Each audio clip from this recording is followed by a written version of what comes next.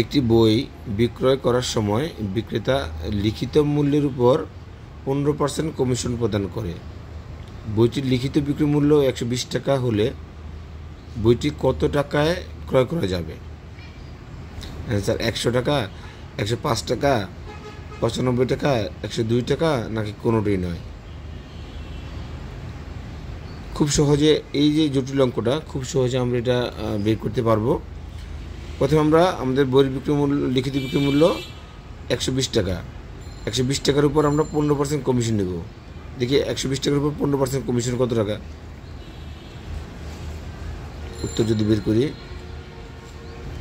120 টাকার 15% কমিশন,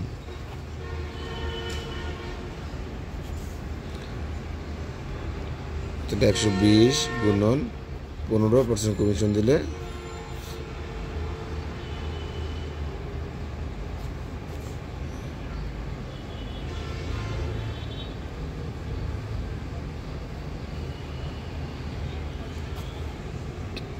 3 × 5 = 15, 5 × 10, 6 × 6 = 12, সমান 318 টাকা। তাহলে আমাদের আসতেছে 18 টাকা হলো কমিশন। 120 টাকার উপর আমার 15% কমিশন আসতেছে 18 টাকা। তার আমি কোয়েশন পেয়েছি। তাহলে আমার বইয়ের বিক্রি মূল্য হলো 120 টাকা। সুতরাং ক্রয় মূল্য হবে তাহলে কত? ক্রয় মূল্য 120 টাকা থেকে 18 টাকা বাদ দিলে 102 টাকা। শেষ।